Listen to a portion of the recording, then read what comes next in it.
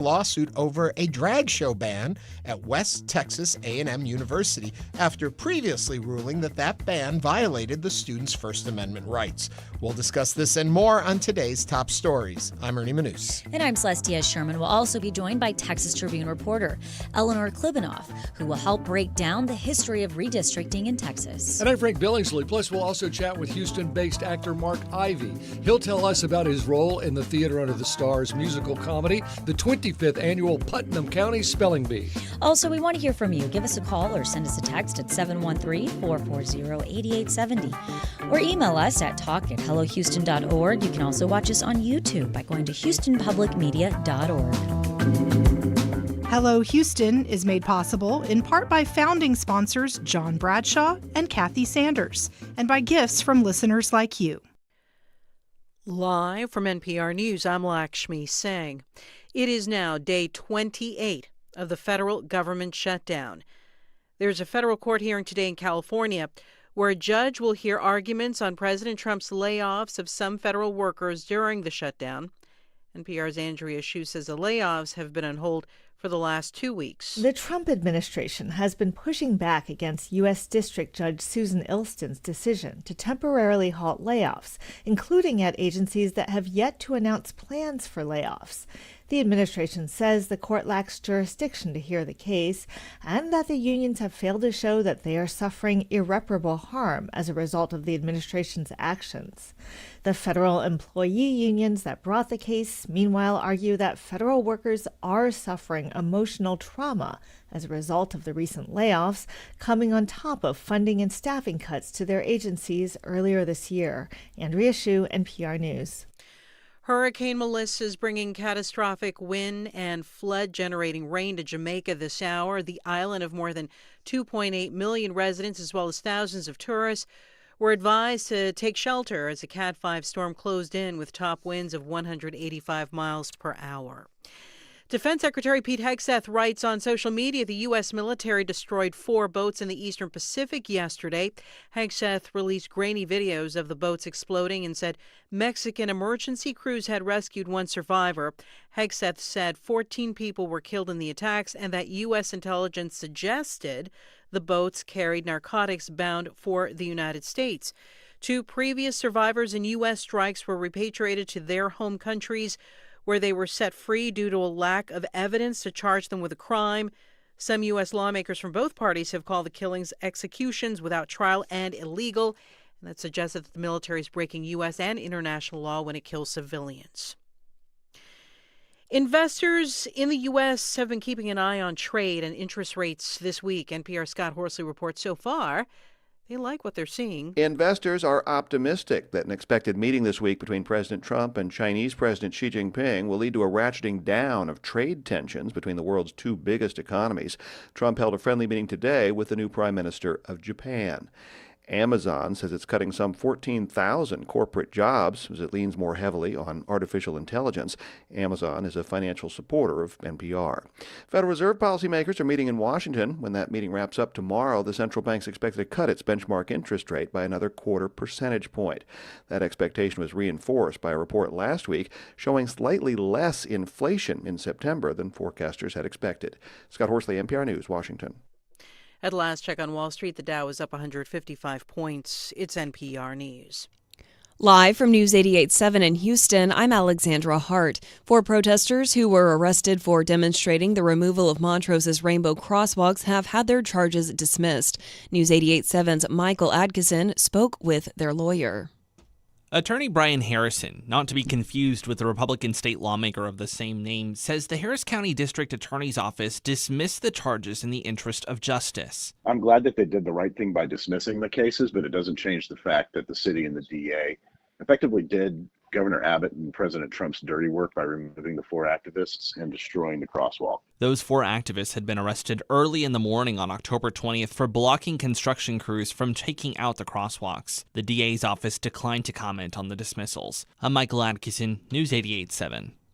Drought conditions and tariffs are making it more expensive to raise cattle, leading to record-high beef prices. The number of cattle in the U.S. also recently reached its lowest point since the 1950s.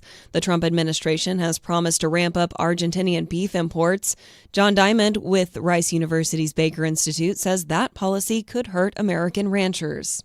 U.S. producers would still be facing all of the cost hurdles that they face currently.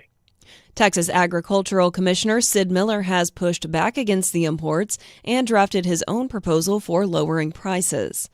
Liberty County officials say that a woman accused of trying to drown her 3 children back in September was attempting a murder-suicide. 39-year-old Jessica Quintana is facing 3 felony charges and was given a total bond amount of $3 million. She's charged with 2 counts of injury to a child and 1 count of attempt to commit aggravated assault. Authorities say she gave the children NyQuil and alcohol. The children were in custody of protective services before being placed with family members. We've got a 30% chance of showers and thunderstorms this afternoon with a high near 88. However, we're going to feel a significant drop in temperature tomorrow when the high is just 67 degrees. I'm Alexandra Hart, News 88.7. Support for NPR comes from NPR stations. Other contributors include Fisher Investments. Fisher's dedicated team of specialists provide resources on investing, retirement income, estate planning, and more. Learn more at FisherInvestments.com. Investing in securities involves the risk of loss.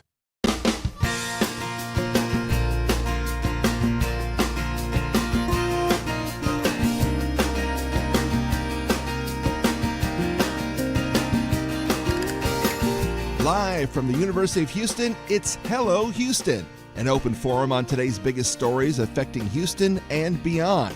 Call now, 713-440-8870, or let us know your thoughts on today's topics by emailing us at talk@hellohouston.org.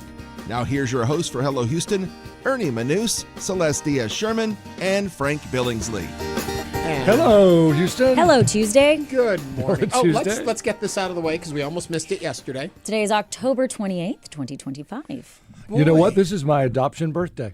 Oh, Happy adoption birthday. I was adopted. We never really celebrated it. A lot of people do though. It's called the Gotcha Day. Your it's Gotcha Day. Like people that get and meet each other and then they get married. One was my Gotcha Day.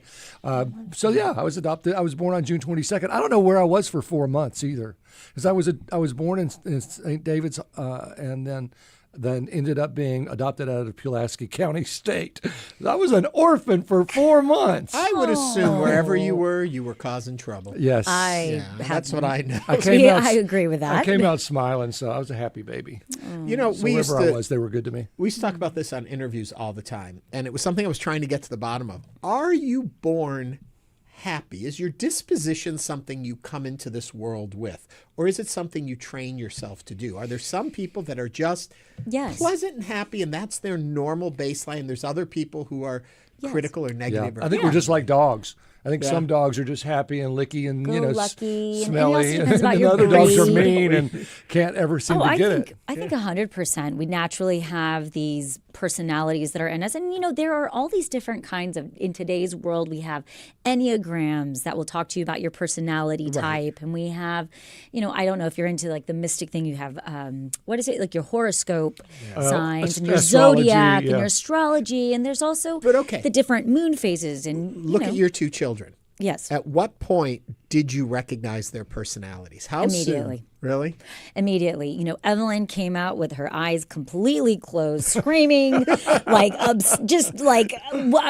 stressed. Okay. Yeah. Philip, he was born, and his little head literally came out, and all I heard was, "Oh!" And they all said, "His eyes are open." We didn't hear anything. His eyes were open and Which looking means around. she'll be the easy one, and he'll be the tough one. They don't flip the script. I promise. It is yes, and I think very early on, even inside the womb, your mom knows who you are, and your personality is. And even if you were adopted, I do believe 100% that even mothers that adopt their children very early on can tell and pick up, that cry, that when something's real. Well, this segues into a different kind of issue. So my DNA, when I first did it, I was contacted by a woman who was out of New York City, a lawyer there, and she said, "You're my highest DNA match."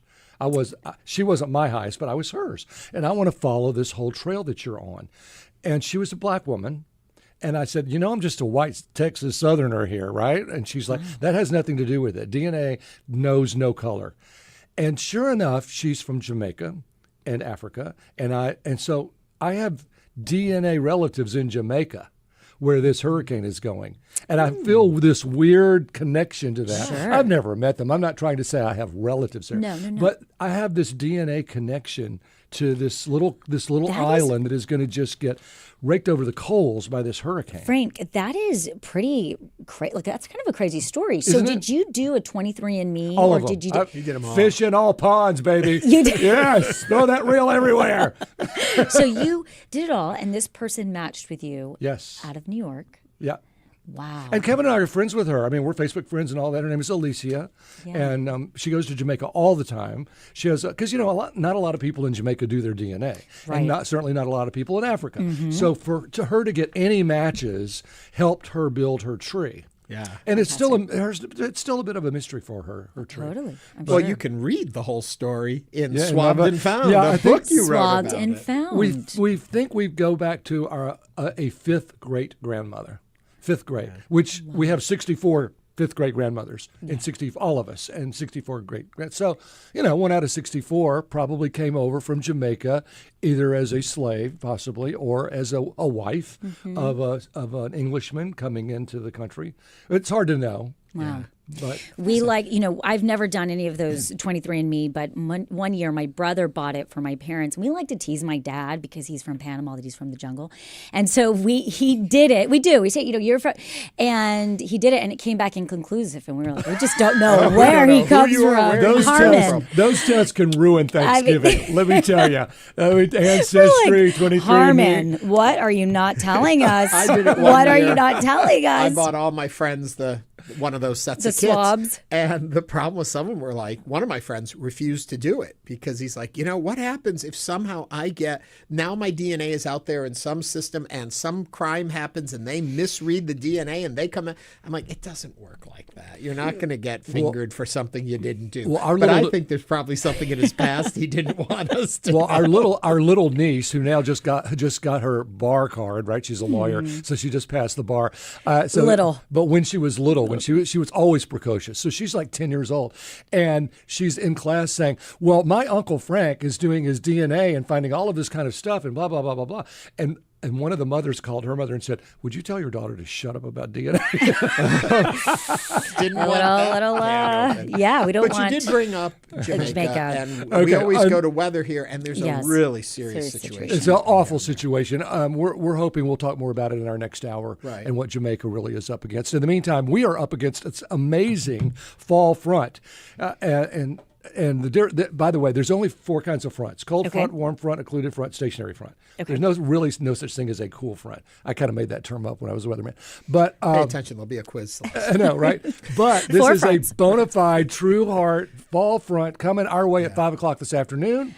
The wind is going to pick up. It's going to be out of the north. Tomorrow morning, you're going to wake up to 50 degrees, and the high tomorrow will only be 68. Oh, my goodness. I am so excited. And it continues. It's going to be strong enough right into the weekend. And Ernie's office brings fall to our whole area because he has these little wax melts that he burns.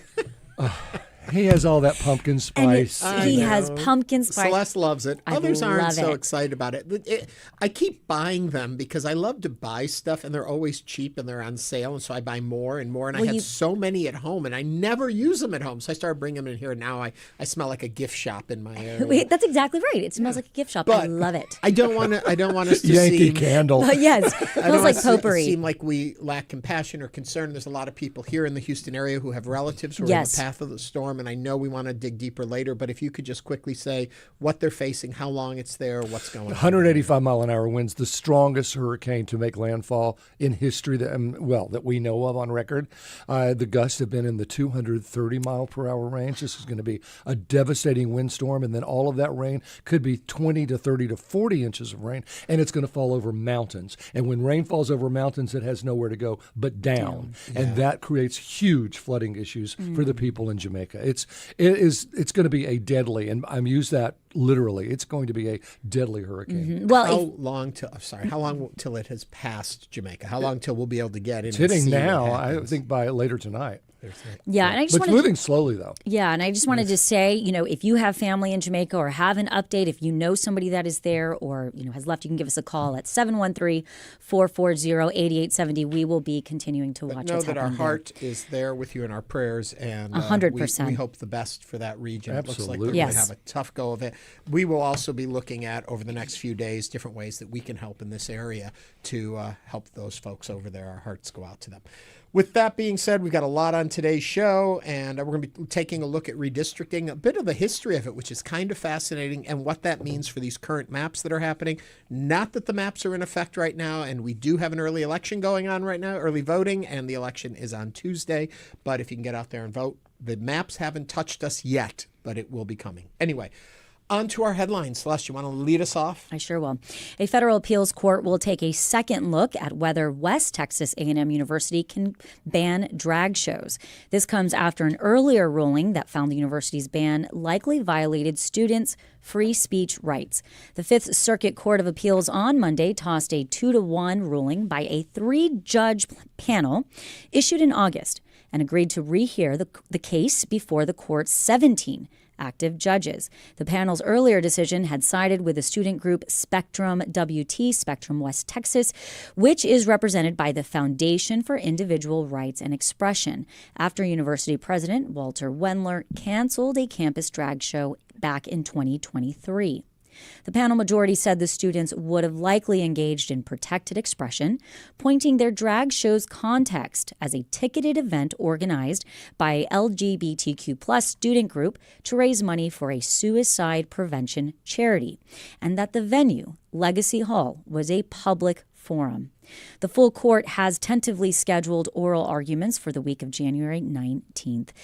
Now is the time to join us right now on Hello Houston. Do you think this case needs to be revisited? Give us a call or send us a text, 713-440-8870. Just a quick point of reference to this is not the other case that Correct. they're doing this with Texas A&M Queer Empowerment Council, Right. which is also waiting to see how things are going to turn out in this case as they move forward with their case. Yeah. Yes, this is the West Texas back in 2023. And that's out in Amarillo, In 20 Amarillo. miles south of Amarillo. And so that's way out there in West Texas. And this is a 2023 under the Biden administration. To be clear, this is not one of these DEI forsaken cases that we've seen happen in this administration. The president of West Texas A&M, back in 2023, basically wrote a letter saying that he felt that drag shows were misogynistic and were an insult to women. And so, therefore, they should not be on school property. He didn't say don't have them in gay clubs or wherever you want. He just said they should not be on school property for that reason. And I'm not sure how I feel about that. Yeah, that's a great point. I think for me, how do you what feel about that? stood out the most about this case is when it was happening. In 2023, I think that we begin this vacuum of everything negative that's happening is under a certain, presidential administration. When I look at this, it makes me realize that there are communities that no matter what, are still fighting for their rights, regardless of who is in community standard. Yeah. Yeah. All right, back to you. How do you feel that gay? Have you seen it? Have you ever seen a drag show? Yes, All right. I have. And did you find it insulting or did you find it fun? I found it interesting. It's not something that I would necessarily want to go to regularly. Right. I felt that I was with a group of people that I trusted and I respect, and so I think it was fine. I mean, I didn't find it offensive. I wasn't sitting there thinking like, oh my gosh, they're insulting me as a woman. Right. No, I don't know. I saw think it as there are also different levels to drag performances, and there are some I think that can get, knowing your audience is part of the whole thing as a performer, and I think there are some that are very adult, very sharp, almost a bitterness to the humor that comes out. I've seen one, so I have a sample size of one also. Oh, yeah. I'm not a regular, so I feel like I can't. To finish my point, there are different levels. When you have Drag Time Story Hour, it's very family appropriate in the humor they use. There's different levels of it. There's more, just like any stand-up comic. If you think of them like stand-up comedians, there are those that work more blue, as to say, and there's those that are family-friendly, and there's those that have certain areas they do their humor in. I tend to think of drag as almost humor, performance art, almost clown to some degree because of the makeup and the extremeness of it isn't supposed to be real life. It's supposed to be exaggerated. Ernie, I have a question for you. Would you consider it almost as drag queens are artists and this is their form of expression? Oh, definitely. There's an art form to it. That's kind of what I felt like. I was watching almost like a theatrical performance. Well, I think RuPaul brought that even more so to the forefront of really being a performer. But keep in mind that a lot of this sort of initiated by watching all of the Miss America pageants back in the day when those started in the 30s. Right. I don't know 40s. Much about that. Well, pageantry has the whole catwalk and you go all the way out and show yourself off a lot like drag shows. And people would argue that Miss America was very misogynistic for a very long time. Mm-hmm. I mean, it was the bathing suit contest and the evening gown contest, and maybe people can even play a flute. You know, I think Miss America split from Miss USA. There was actually a split because of that. And two different, one goes to Miss World, one goes to Miss Universe. Right, but one of them does not have a swimsuit component. Well, they've tried very hard to make it all about scholarships with Miss America, right, and I appreciate that. Sure. And I'm not here to argue whether you feel Miss America is misogynistic or not. Right. But I think that sort of parlayed into drag, saying, well, let's have a catwalk and let's really dress up. I mean, Miss America, they emphasized their bodies. Let's really overemphasize the bodies. Mm-hmm. And that's where I just find it interesting. This whole argument from the beginning was we shouldn't have drag on campus because it's misogynistic. Nothing about it's homosexual or bisexual or whatever kind of LGBTQIA. It's misogynistic. Do you think that the issue is that? I guess I should ask. Do you think drag shows should be allowed on university campuses? Yes, as much as any other form of art is allowed. And theater. I mean, I think. My thought is these are adult students. They can pick and decide what they want to go to. I think the same guide rails that you use for any art form on your campus. There are certain shows that maybe they feel aren't appropriate for the student body. I think it becomes a little different when it's a public university versus a private university and what you allow and don't allow. But in this case, it was a ticket event. You had to make an effort to be there. It wasn't just. But still, is it misogynistic? I don't know the performers, so I don't know. I think that so you're saying is a some drag shows misogynistic and some aren't. I think any art can slide into misogyny or homophobia or any of these things we worry about. And I think it all depends on who the artist is and what they're presenting. I think we make a mistake of lumping and saying drag is all drag. It's not. There's all different levels of it, all different expression of it. There's an artist, Tasha Cole, who is a very famous drag queen, who has moved from it being all about beauty into performance art. And I've seen Tasha perform. Tasha comes here, has been around a number of times, and I have been amazed at the cleverness of the art form. I mean, there are some people that would even probably say, like that one caller that we had, why are we even talking about this? Because like you said, there's a zero drag, and people that would go to essentially a drag show is so minute. It's not even like an LGBTQ+. But then the question that affects all of us is, does no matter what kind of drag is being performed, does free expression trump any objection to it? That's the question. That's why this is wangling its way up through the courts. I think you can't limit free expression, but you have to be responsible with what you're doing. That's my First Amendment stance. You've got to be responsible for what you put out there, but you have the freedom to put things out, but you have to understand the impact it has and all that. And we as the consumer don't have to take it in. You know, it's a ticketed event in this particular case, so people are deciding if they want to go and see this or not. In a public area, too, in a public venue. In a public venue, but not open to the public. Without a ticket you don't get in. So I think that changes it a little bit. Yeah, but you don't have to watch RuPaul. Yeah, is it misogynist? Is your basic question? I've actually never seen RuPaul. That's the basic question. That's the purpose of the whole lawsuit. Right. Which wins, misogyny or freedom of expression? And the court first said the misogyny wins. Then the next court said freedom of expression wins. And now this next court is taking it back up to say, well, maybe not. So we'll see exactly where it goes. Yeah. I don't know. I might get this wrong, but I guess, and this is, I don't know, maybe I shouldn't say this, but I don't necessarily see drag as somebody hating on women. I feel like they want to be women. No, a lot of people say it celebrates women. Thinking. No, I almost feel like they are putting on this like over-exaggeration of femininity and what it represents. No, it's definitely And extreme. And glam that's why there are and two the- sides to it. There are writers who have come out and said it's misogynistic. You're making fun of women. You're exaggerating for the male gaze. You are not GAYS, GAZE. right. So for you're trying to give us what a woman should look like to a man's interest. If you are and out that's there, misogynistic because all women should be attractive in their own way to everyone. If you're out there and you partake of the art form of drag, either by watching it or performing it, we would love to hear from you. Give us a call at 713-440-8870. In a, I'm gonna try and make this segue here in what we think women should be and should be doing. There were a lot of people that were interested in, should Kamala Harris have been president? Well, the former vice president has told the BBC she might run for president again. In her first UK interview, Harris said she would, quote, possibly be president one day, and express confidence that a woman will lead the U.S. in the future. Speaking more brutally than before, Harris signaled she would consider another presidential run in 2028, despite poor polling that puts her as an outsider for the Democratic nomination. She dismissed those numbers, noting she's never been guided by polls in her career. What do you think? Should Kamala Harris run again? 713-440-8870. Folks, in this room with me, what do you think? I would like to see her run again, although I don't think she would win. I think so.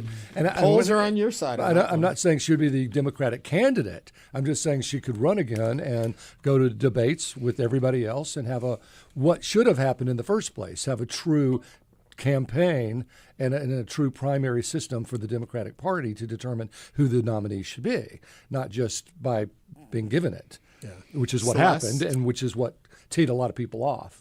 What do you think? I think that just based on her qualifications and her resume, I think that she would be a solid candidate. But I think that also what we've learned is that that's not what always gets you. And she could be a distraction. She could also be a she could certainly get the cameras And and the press. There's no question. My take on this is that women, unfortunately, do not get to play by the same rules that men do.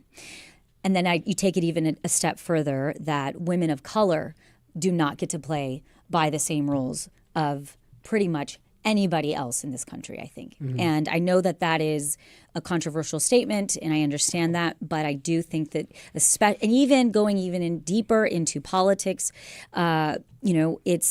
they are measured by a separate standard. I think Kamala Harris has always been measured by a different standard and has had to navigate very difficult waters. I think just if you took names out and if you took out genders and you started putting resumes back to back, there would be a lot of women, I think, that would come out in ways that you would have never thought. Well, and that may be the more reason for her to run again, to say it is hard for a woman of color in this country to run anything, to rise to the top of anything. And so therefore it's up to me to show that it can be done. Yes, and give the people fact that she was our opportunity. vice president speaks volumes. Yeah. Well, we had a black president. And we had a black president. And I do think that, but based on her history and looking at the political landscape that we're in right now, looking at it just from a Democratic strategy, do I think that she would be a candidate that could actually come out on top? No.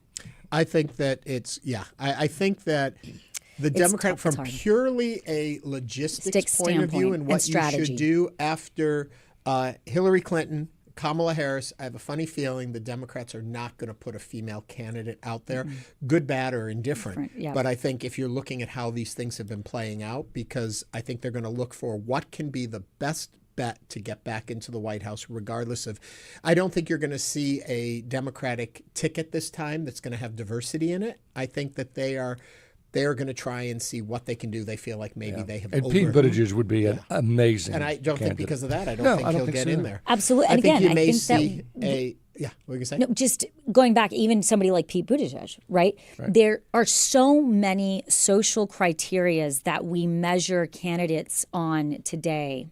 You know, if you look at Abraham Lincoln, a lot of people say he was not very good looking. He was kind of awkward. You look back in history and these elected officials were elected based on their impact, their, what they've been able to do, and less about the social constraints around them. And now it's become much more of a entertainment popularity I'll put my contest. prediction out there. I think that the presidential ticket on the Democratic side at the next race is going to be Newsom for president and Shapiro for VP. Who for president? Gavin Newsom. I think that'd make a great ticket. Yeah, Interesting. and Shapiro for vice Shapiro president. for vice president. That's an interesting. I think We that'd did be an get a couple of YouTube comments. I'm just going to say, Wine Goddess Texas just says, agreed, Celeste. Thank you. I had to. We do have a call. I I'm just don't gonna know read what that. you're agreeing to, but she's happy with that. I'm going to read all of it. I just like it. Yes. We have a call on the Kamala subject from Jonathan in Cyprus. Jonathan, what's your take on the Kamala run? Hey, good morning, guys. I don't think Mrs. Harris should run again. She couldn't beat Donald Trump. And to be honest, I think it's time that the Democrats do a proper primary and let the voters decide instead of handpicking candidates and pushing them forward. Make it truly democratic, see who comes out. And if it ends up being Miss Harris, great. If it doesn't, hey, at least the voters got a fair chance that this is who we want representing the Democrat ticket. Period. They need to try that. You mean make America America again, like I've been saying? I think Jonathan has an excellent point in that I think a lot of people felt that they didn't necessarily pick her. Oh, she was picked. Tom from the Heights is on the line also concerning Kamala. Tom, what are your thoughts? Well, I second the notion from the other caller, and I'd like to add that I don't think the Democrats have really been specialists at paying attention to demographics and polling in ways that could be enormously advantageous. I feel like Bernie Sanders and the Mamdani people and the organization he's building in New York are emblematic of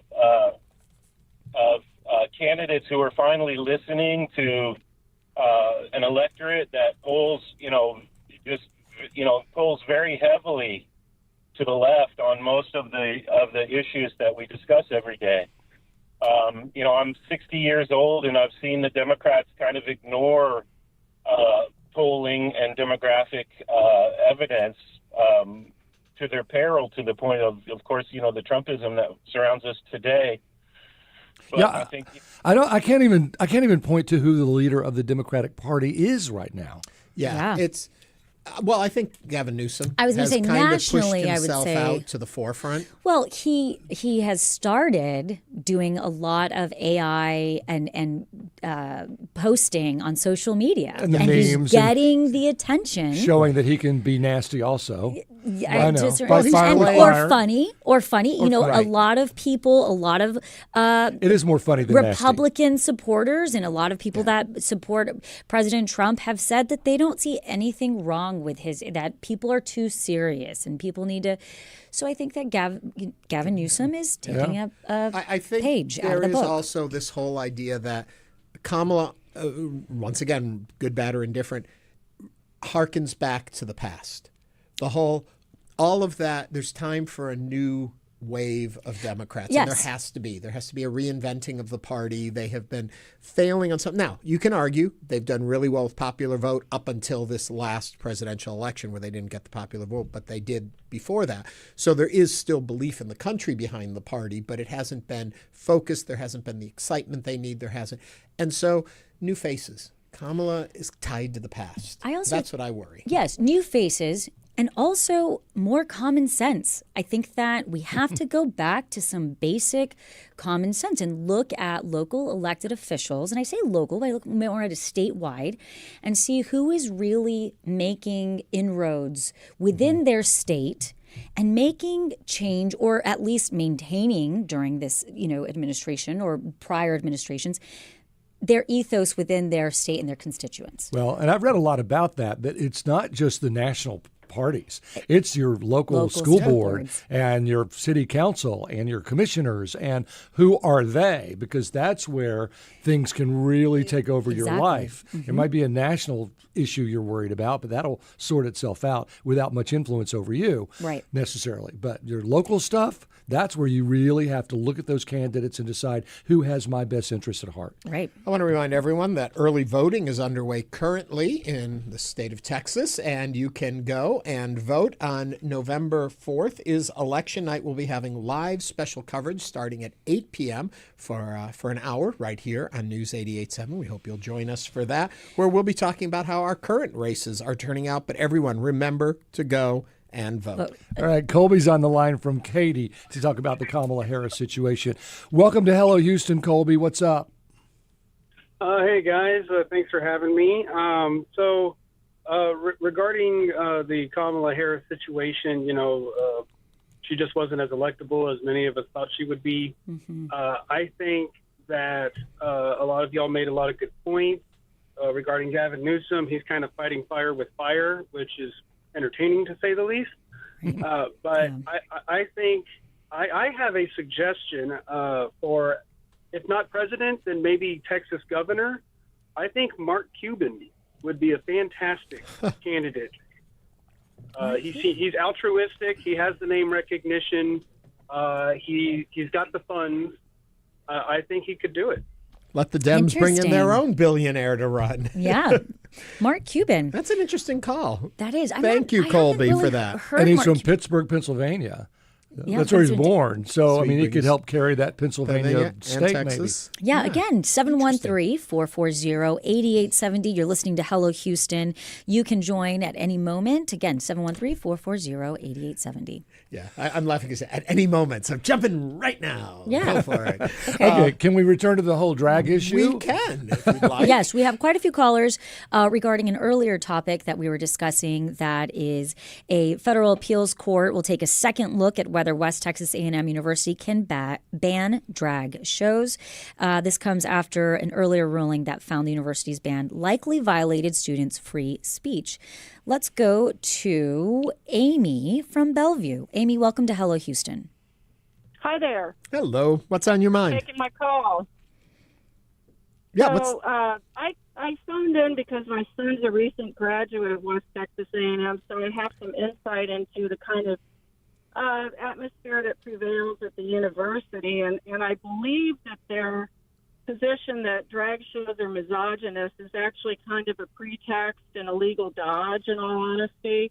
I think given the overall very religious atmosphere in that area, the truth is the university really doesn't want the shows at all. Of course. Yeah. That doesn't surprise me. Does it surprise you?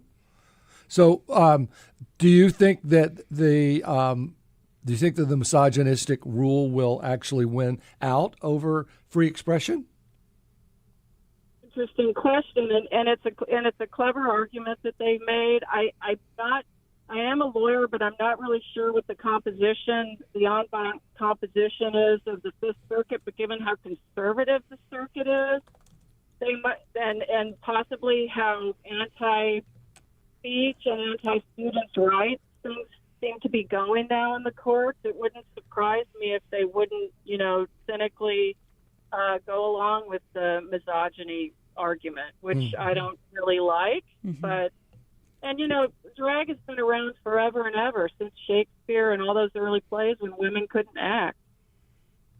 Well, true, yeah. For a long time. Amy, thank you very much for that. And just to clarify, it's not that women couldn't act, women weren't allowed to act. I'm sure they could act, but they weren't allowed to. Thank you, Amy, for that one. Well, that's a good point, though, that this is a guise, this misogyny argument's a guise for, I'm a very strong religious person, and I think that whatever is a bad thing. So. Okay, 713-440-8870. SL is on the line from New Caney. SL, what's on your mind? I was just calling to point out that it doesn't matter if I find misogyny reprehensible. What matters is whether it's protected speech, and it is protected under the First Amendment.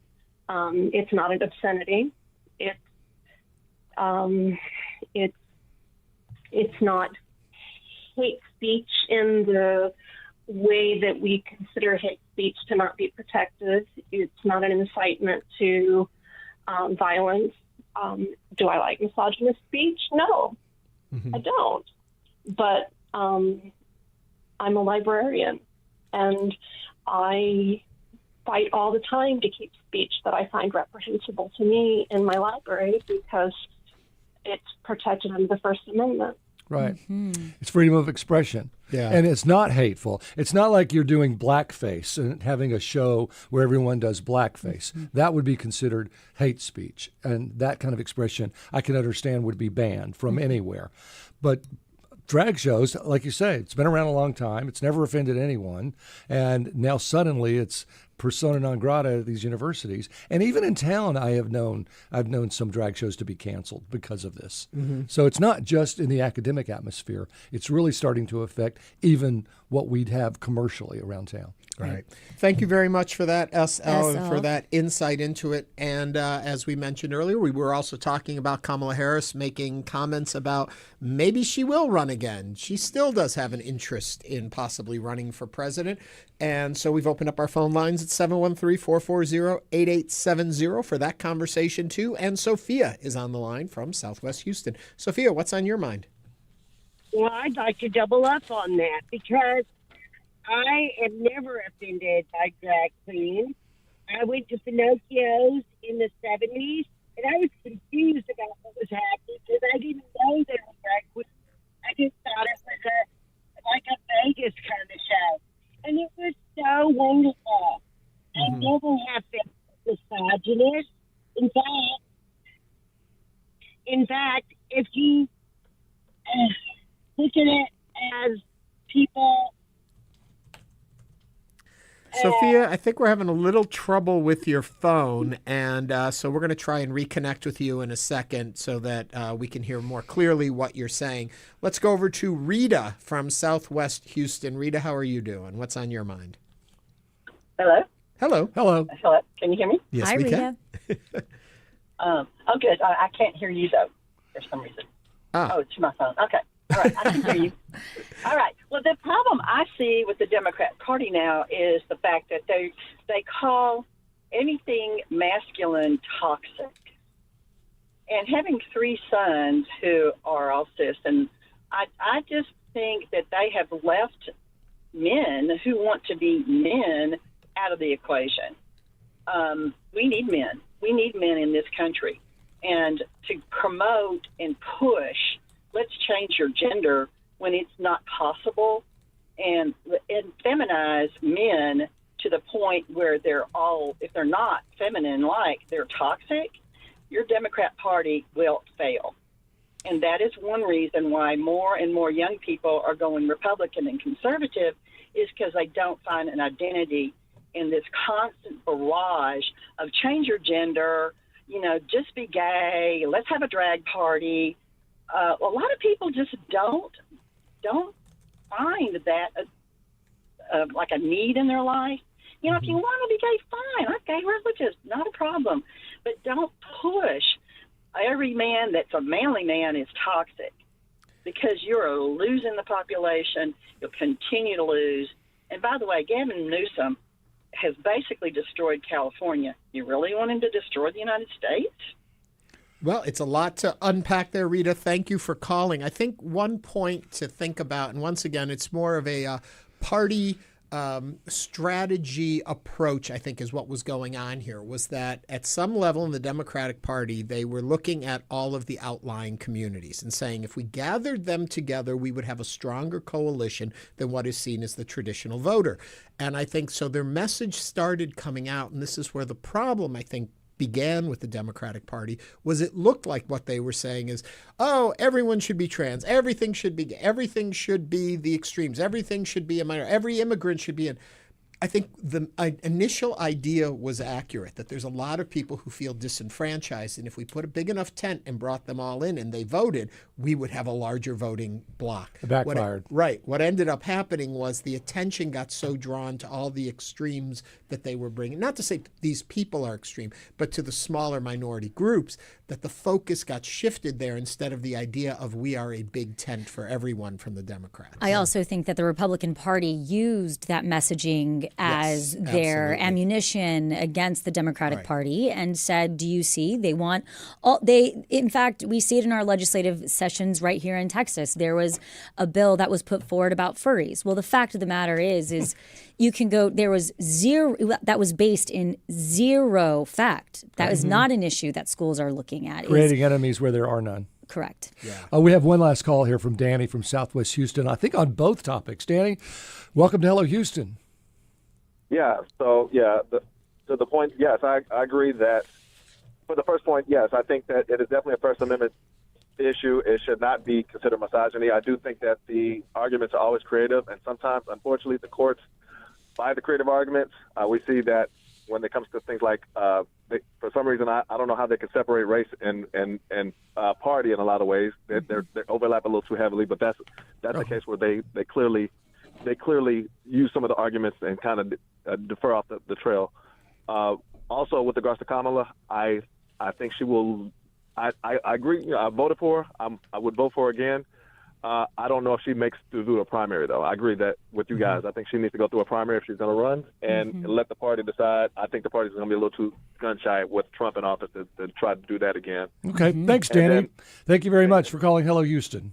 Yes. Thank you, Danny. Coming up, we're going to take a look behind the scenes of Theater Under the Stars, Spelling Bee. Stay with us as Hello Houston continues.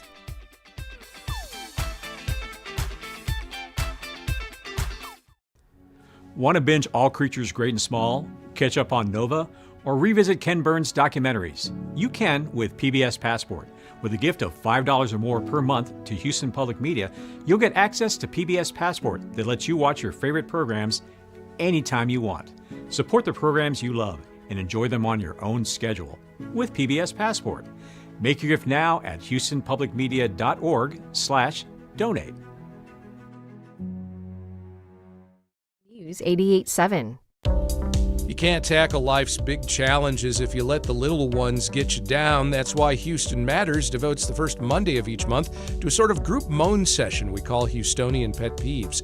It's a communal, cathartic experience, but not everyone can join us live at 9 a.m., and not every peeve occurs to you right then and there. That's okay. We welcome your gripes about life in Houston anytime at talk@houstonmatters.org.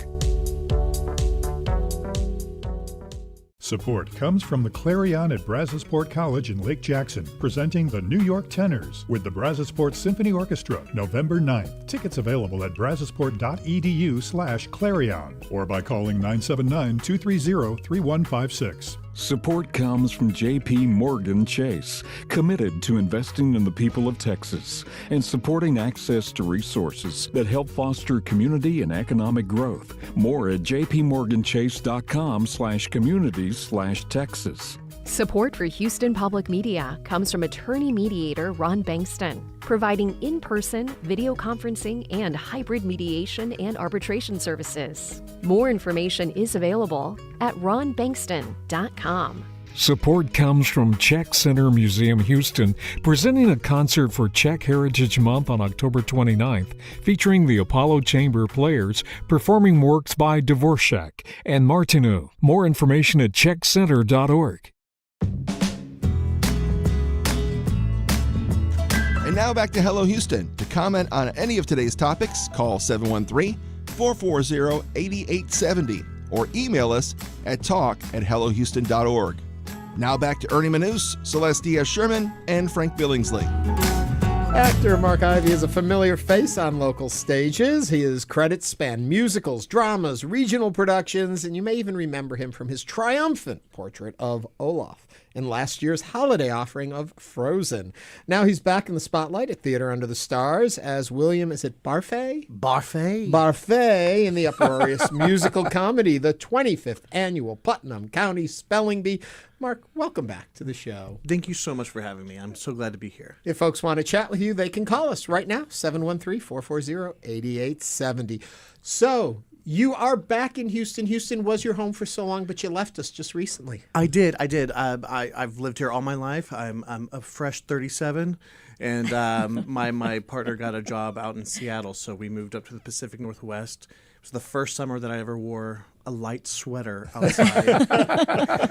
But it didn't limit your opportunities right here in Houston, and you're back with us. No, absolutely not. Houston is my home base for a lot of things, and so if TUTS calls, I answer, and I'm so happy to be home. I've had so much queso. I bet. Yeah. Before we get into Spelling Bee, though, really quickly, that performance in Frozen, people are still talking about. You were wonderful as that little. Thank you. Well, you were the puppeteer of the snowman. How do you see it as an actor? Because you're not the snowman, but you're the snowman. Yeah, I was a vessel for entertainment to many screaming fans out there. I felt like Beyonce to my nieces and to small children all over the great city of Houston. Yes. So the 25th annual Putnam County Spelling Bee. There's a lot really to unpack there. It's a fun show. It reminds me a little bit of the dog show spoof. Where they do Best in Show? Yeah, Best in Show. It's a little bit of a spoof on spelling bees. That is like a perfect description of how kind of like a zany comedy that it is, but there's also that truth in that heart that everyone can relate to, because we've all been through grade school. We've all had those awkward growing up moments. And so that's just kind of like the perfect encapsulation of what the 25th annual Putnam County Spelling Bee is. And we do have a comment. Somebody on YouTube said, we saw the bee show Saturday afternoon. It was hilarious. We had the best time. Oh, nice. So, it's a pretty big cast, isn't it? It's actually kind of a small cast. It's all relative. Yeah, sure, right? But the fun part is there's about 6 spellers, 3 more adults that are taking care of the spelling bee, and then we get about 4 guest spellers directly from the audience. And do they know it's coming, or are they literally brought at that moment? They do have to sign up for it, so they are offering them. They know what they're getting into, but I don't think they know what they're getting into, and they can possibly win the bee if they spell the words right. Okay, of course, the question I'm sure you're asked by everyone: were you ever actually in a spelling bee? I don't think I was. However, my partner, we were driving home after opening night, and he was like, I've won so many district Bs. He won the HISD district B, went on to regionals, almost went to nationals. Wow. And I was like, you failed to tell me this about, I was like, I could have used that 5 years ago. Prep, yeah, maybe exactly. he could have prepped you through the. I have to admit, I went out on the word aluminum. I'll never forget it. Aluminium? I was in grade school. I guess I was 5th grade. And I put too many M's in it. One could I do know, that. but now, I have Reynolds wrap right there in the kitchen, and I'm look at it reminded every day that I can't spell aluminum. It's haunting you, Frank. It happens to the best of us. My nightmare of spelling bee is having hosted the Houston Public Media Spelling Bee for 10 or 11 years in a row. And so I watched these students do the things you are lovingly parroting on stage, the quirks, the things they do, the writing on the cards. Mm-hmm. Your character has a very special thing that he does to spell. William has a very, very special style of spelling. He spells with his magic foot. Which is a feat of both gravity and sure will. Yeah, exactly. If I had a dime.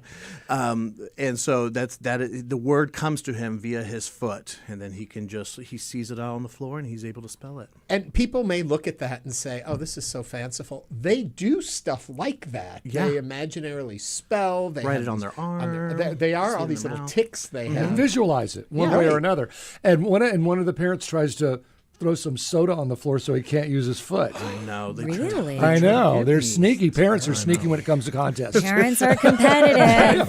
There's something that comes out of you. What age group is this? This is, we're all at about middle school. We're all about the 12, 13-year-old age. So fits you perfect. Because there's kind of a first love going on. There's a first love going on between a couple of you. Maybe, Spoiler. No, I was kidding. Putnam Spelling Bee has been around for a while. Yeah. The beauty of this production is you're getting to work with our good friend Dan Connectus, whose history was he was involved in the original Broadway production, choreographed it, brought it to the stage, helped develop the piece. Yeah. What is that like as an actor, getting to work with someone who's got that kind of background on It's a very unique experience because, of course, this production has been done countless of times all throughout the world, really. And we have kind of firsthand experience with the person who was in the room where it happened, right? And so it's just kind of he not only now is he's choreographing, but he's directing it, so he has a little bit of an idea of where these characters really come from.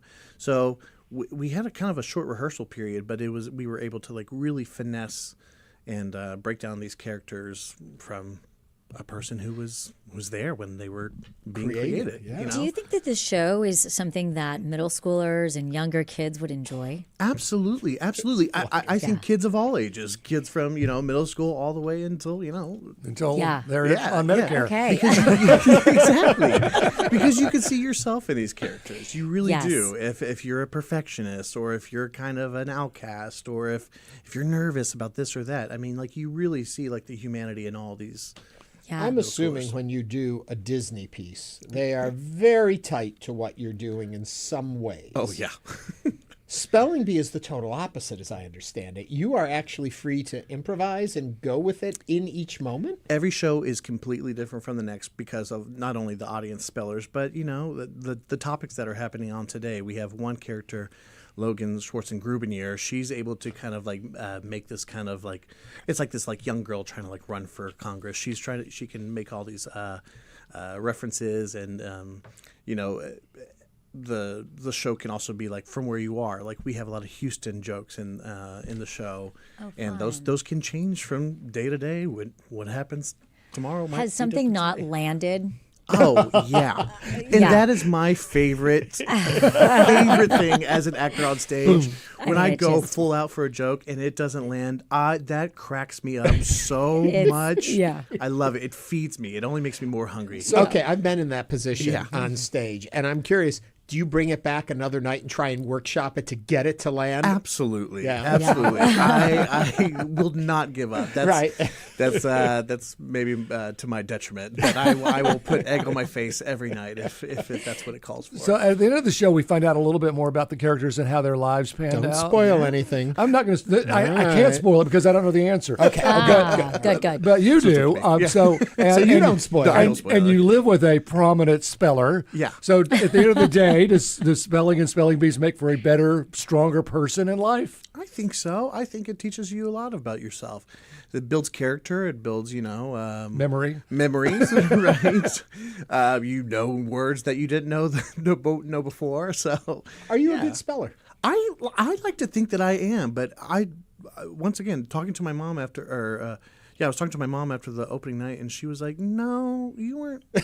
You weren't really a good speller. Your brother. And I was like, okay, great. Your brother, though. I am such a bad speller. They had me come to an event that they were doing to promote the show. And so they were like, we'll give you a really easy word, Ernie. Don't worry. We'll give you an easy word. And they gave me Bayou. And in the moment, I couldn't think how to spell Bayou. No, Ernie. I was like, B-O-B-A, oh my God, I don't know which vowel is where. And I got so panicked that I said, I'm from the North. It's spelled R-I-V-E-R. Oh. And I got through it as a joke. But I was like, I don't know how to spell That is an it. interesting point, right? It's one thing to be able to sit in a casual, comfortable place in your mind mentally and spell words, but then when you're in the moment, and do you guys touch on some of those themes within the show? Absolutely, yeah. I mean, I think most of the characters have a moment of like, oh, I don't know that word. Right. And how am I going to get through this next like 2 seconds or 2 minutes or whatever trying to spell this word? You can see it in some of the audience spellers that we have. Sometimes we Do give you see them the audience mouthing the spellings of words Yeah. as you're doing Oh, it? that's someone interesting. tried my foot technique the other day. I was like, it's Oh, not in the going to work on audience? you. Yeah. I'm the magic, You can't, got the magic can't in just my stomp feet. your foot. My mother always said she could only spell up to 5 letters, never over 5 letters. and said, really, she said, yes, and I know M-O-N-E-Y, and I need some right now. Exactly. That's I could spell that Clever. one. Well, I'm going to get the Amen. magic in me. I get to see the show on Thursday Good night, for so you. I'm coming to see it. I'm Yes. very excited. Mark Ivy, thank you for joining us today on Hello Houston. Thank you for having me. Theater Under the Stars, the 25th annual Putnam County Spelling Bee runs through Sunday at the Hobby Center. To learn more, visit tuts.org. Coming up, we'll continue diving into today's top stories. Stay with us for the second hour of Hello Houston. Stay tuned. There's more Hello Houston on the way with Ernie Manous, Celestia Sherman, and Frank Billingsley. For the latest in local news, subscribe to the Hello Houston daily newsletter at houstonpublicmedia.org. Hello Houston is a production of Houston Public Media. The opinions expressed by the guests of this program are solely their own and do not represent the views of management, staff, or underwriters of Houston Public Media. This is News 88.7.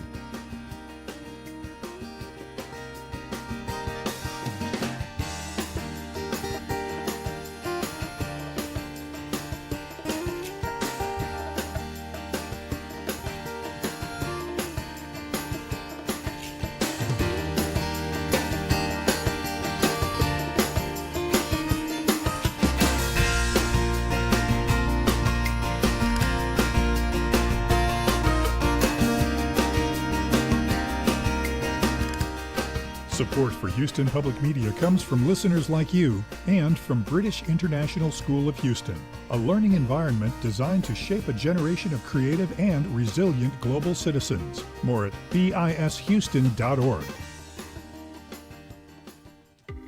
84 degrees at the University of Houston. I'm Tiffany Taylor. Looking at highs in the upper 80s, 50% chance of showers and storms moving in this afternoon. Fall temps move in overnight. This is your NPR station, KUHF Houston, News 88.7, a service of the University of Houston. It's 12 o'clock. Just ahead on this hour of Hello Houston, JP Morgan Chase is letting its employees use an AI chatbot to help write performance reviews. We'll discuss this and more as we continue diving into today's top stories. I'm Frank Billingsley. And I'm Ernie Manous. We'll also be joined by Dr. John Cook, professor and chair of the Department of Cardiovascular Sciences at Houston Methodist, who'll join us to discuss the risks and rewards of anti-aging supplements. And I'm Celeste Diaz-Sherman. Plus, we'll also learn about the Houston Community White Cane Society with Reverend Michael E. Garrett, co-chair of their Public Relations Subcommittee. And we want to hear from you. Give us a call or text 713-440-8870 or email us at talk@hellohouston.org. You can also watch us on YouTube simply by going to houstonpublicmedia.org. Hello Houston is made possible in part by founding sponsors John Bradshaw and Kathy Sanders, and by gifts from listeners like you. Live from NPR News, I'm Lakshmi Singh. Millions of people in Jamaica are bracing for Hurricane Melissa to make landfall. The National Hurricane Center said in its noon alert that the eye of the Cat 5 storm was approaching the island's southwestern coast.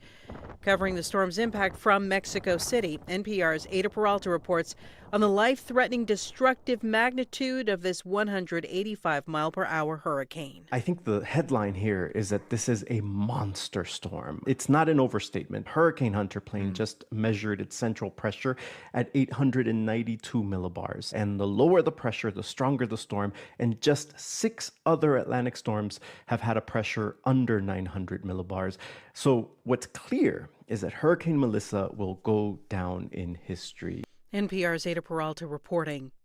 Israeli Prime Minister Benjamin Netanyahu has ordered the military to carry out immediate, powerful strikes on Gaza, a move that threatens to undermine the 2-week-old ceasefire that President Trump brokered between Israel and the Palestinian militant group Hamas.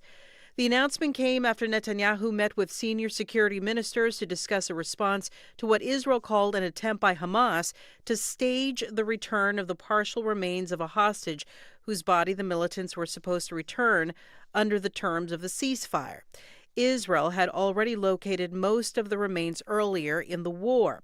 Israel released drone footage that it said showed Hamas operatives burying a bag with remains in the ground so that the International Committee of the Red Cross could, quote, find them. Netanyahu called the move a clear violation of the U.S. negotiated ceasefire. Amazon says it's laying off 14,000 corporate workers in a big wave of cost-cutting. NPR's Alina Selyukh reports the company is trying to slim down while it spends big on the AI race. Amazon says it's cutting about 4% of its corporate workforce. A note to employees cites a goal of, quote, reducing bureaucracy, removing layers, and shifting resources to ensure we're investing in our biggest bets. The company has faced intense pressure from investors to tighten its finances. In part, that's because it overhired during the coronavirus pandemic, and in part because it's so far delivered disappointing growth of its AI business in the race against Microsoft and other rivals. And note that Amazon is among NPR's recent financial supporters. CEO Andy Jassy in June wrote to employees that generative AI would mean fewer corporate workers in the next few years. The company will deliver its latest financial report on Thursday. Alina Selyukh, NPR News. U.S. stocks are trading higher this hour with the Dow up 373 points, or roughly 0.75%. This is NPR News. Live from News 88.7 in Houston, I'm Alexandra Hart. The latest campaign finance totals filed with the Federal Election Commission show acting Harris County Attorney Christian Menifee, former Houston City Council member Amanda Edwards, and former congressional staffer Isaiah Martin leading the field in fundraising for the special election in Texas's 18th congressional district. Each had raised $1 million as of mid-October.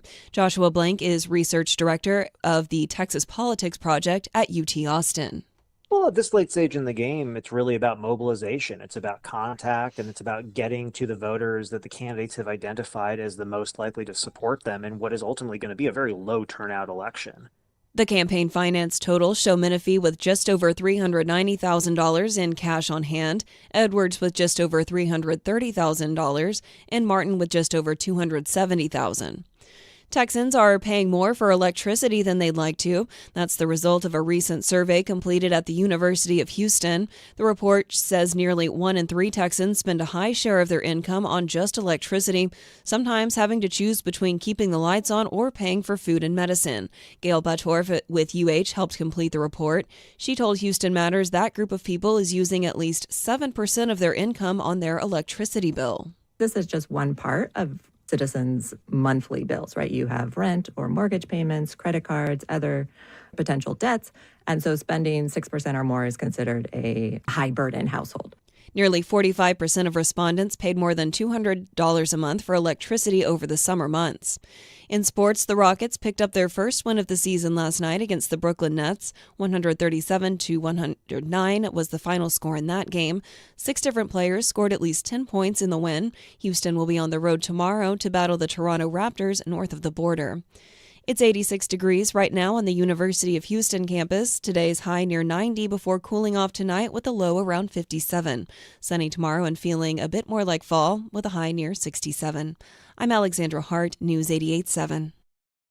Support for NPR comes from NPR stations. Other contributors include Progressive, with small business insurance for protecting a variety of business types with multiple coverage options, designed to fit business owners' needs. More about small business insurance is at progressivecommercial.com.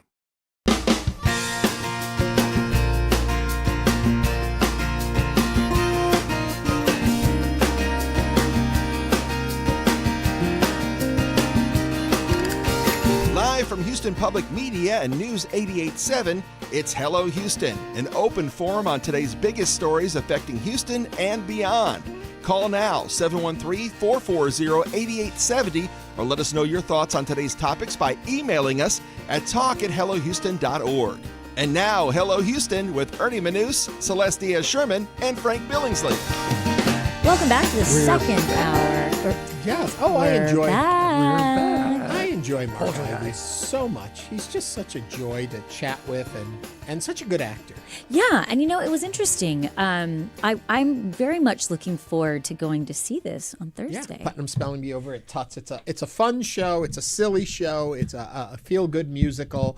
And if you've ever been in a spelling bee, you should probably see it. Well, you'll see a lot of yourself in it. It won a couple of Tonys. I mean, it's a legitimate Broadway show. It's a legitimate show. Yes. Yeah.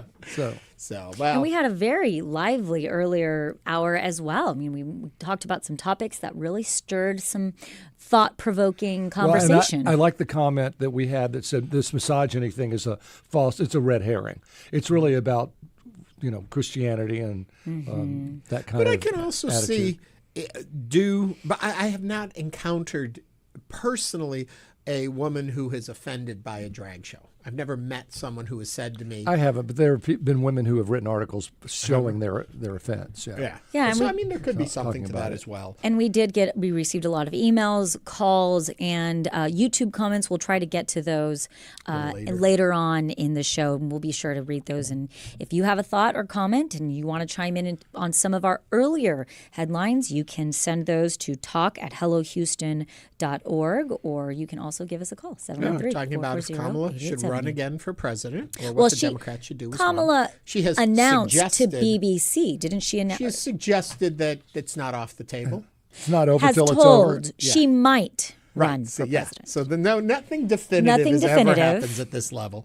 You can always run. But she's throwing it out there. Yeah, you She's- throw it out there. You she's- watch. You run it up the flagpole. Is that the expression? You See see how what it's it- how it doing. goes. So And that was one of our two. I appreciate that you say Gavin Newsom is the leader of the Democratic Party, but usually you have someone who's not running, who's behind the scenes, who's like the puppeteer and trying to make a coalition and string it all together. Well, I don't know who that person I think is. that's what Bernie Sanders is doing right now. Even Well, though he's an see, independent, he's a politician. right? I Even think though he's- he's an he's- independent, he is kind of trying to lay the groundwork. He's taken AOC out to places. I think he's trying to move the party in one direction. Gavin Newsom is if trying they're to move depending it in on another. Bernie Sanders, Sanders, God love him, because that's a tough order right there. And, we did get one comment that, spoke to me. It said, RE, the editorial by Kenny Webster in the Chronicle today, he is correct. I think the Democratic Party has left the field with ideas that are too progressive for most. And I think that there are a lot of people that I know that I love and respect that feel both parties have just gone.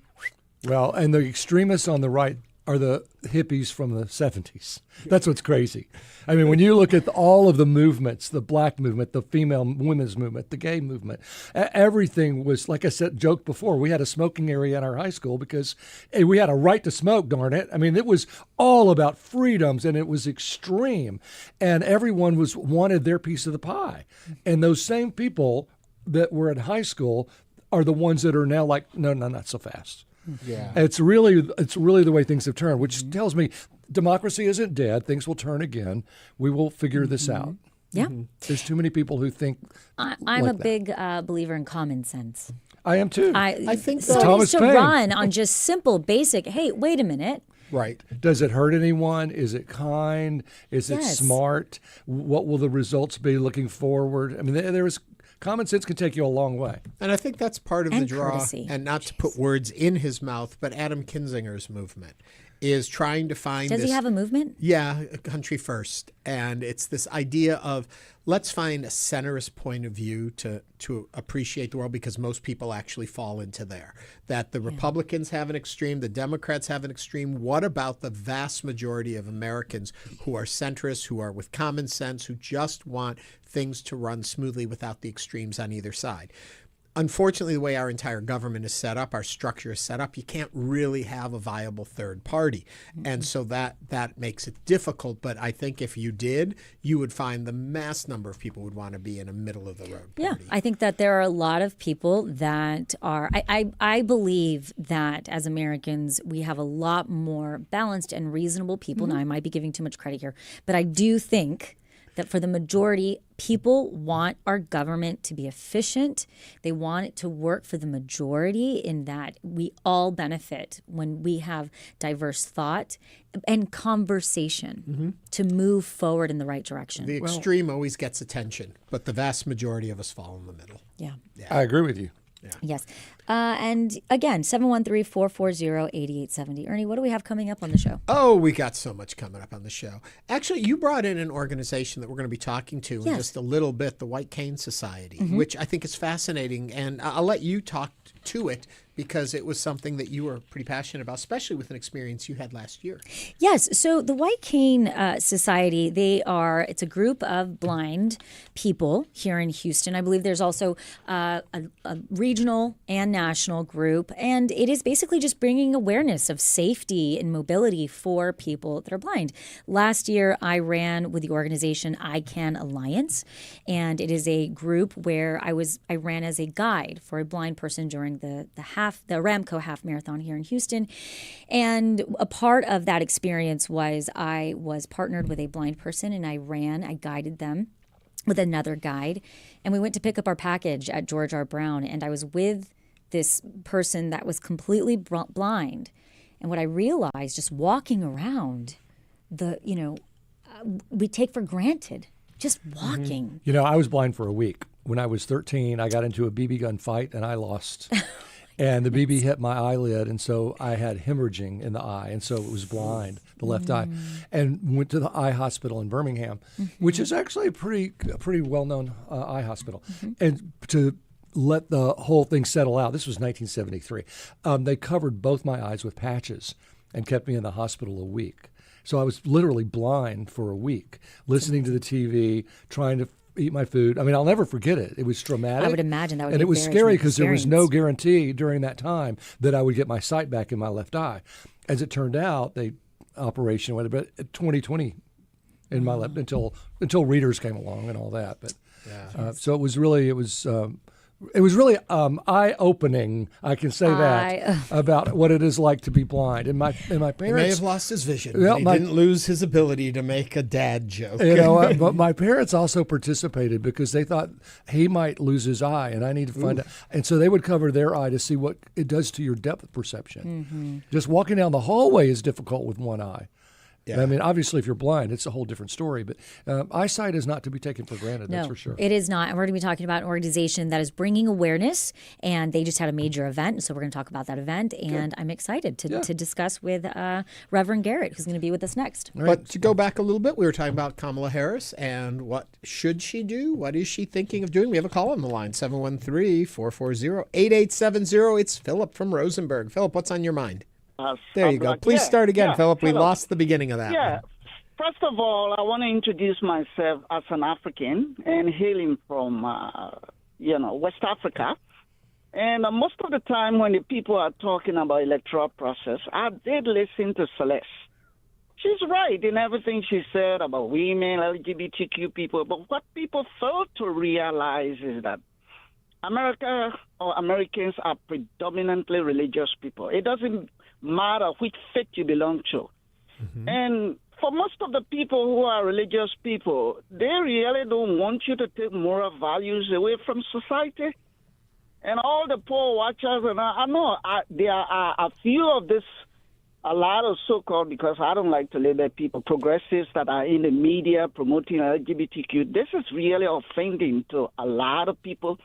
Mr. Trump did not win the election because he's a very good man or his economic statement or anything. People realized, and onto the Democrats, one of these days, I don't belong to any political party, they will realize that religion play a significant role in the lives of people in this country, even in the black community. Mm-hmm. I mean, I'm a black person, and I'm not an African-American. I'm from Africa. But most of the people that are coming from out of this country, they abhor this whole idea of the kind of ways that the LGBTQ thing is pushed on people and how religion is completely erased from the public square. So every time we go to election, it's going to be a protest vote. It has nothing to do with whether somebody is a woman or not. You have to find out who are these people that you are talking to. We have a small minority of people who see that, LGBTQ and anti-religion and all of that. Yeah, they are in the media, but that is not going to win election. People need to go back to the foundation of this country that no matter how you explain it, it was founded a little bit on Christian principles.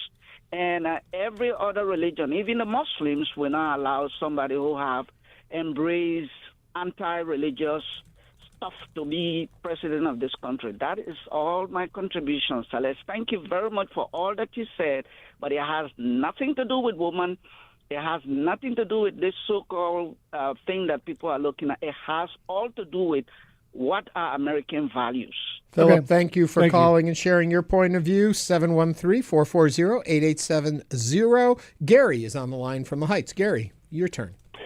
Regarding Kamala Harris's possible run one more time, it brings to mind fairly recent history of Richard Nixon as vice president failed to win the election against John F. Kennedy. Then he ran again and won. So it's not impossible that Kamala Harris could be a viable candidate.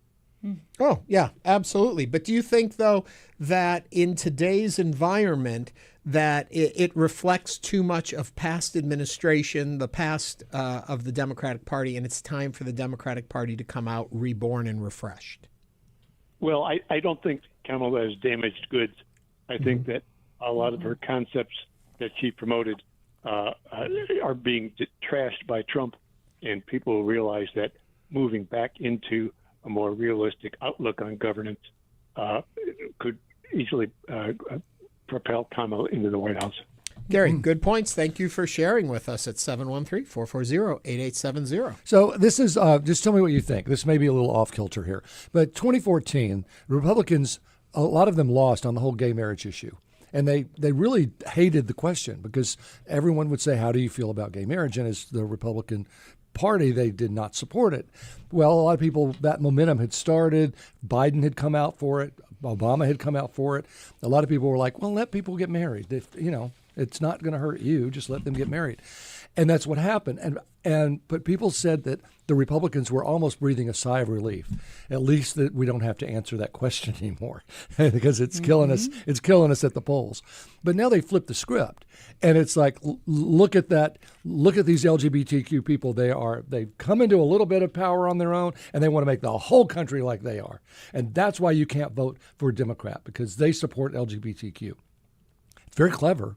Worked, but it's so far removed from what the whole point was. The whole point was just about being equal. If marriage is enough for you and you get the tax benefits and the federal benefits, and there are 238 of them, if you get all those benefits, why don't I? And I also think there was a lot of issues during that time where people wanted to be with their partner during their final days if they were in a hospital. And they couldn't necessarily. There are certain rights that you have as a family member or as a spouse that you were not being given. And there were people that had their loved ones and their partners for a very long time and were not given the right to be with them. And that was very prevalent during the AIDS crisis. Correct. When young men were in the hospital at age 30 dying and had no one with them because their partners weren't allowed and their parents didn't want to have to do with them. And so I think that one of the solutions was to give the right that if you had been with your partner for many, many years, nobody could essentially argue and say, no, they should not be together for their final moments. Right. To move it up into what we were talking about with Kamala and the elections currently, Wine Goddess Texas points out on YouTube the old line, it's the economy, stupid. Really doesn't matter what your policies are, some will argue.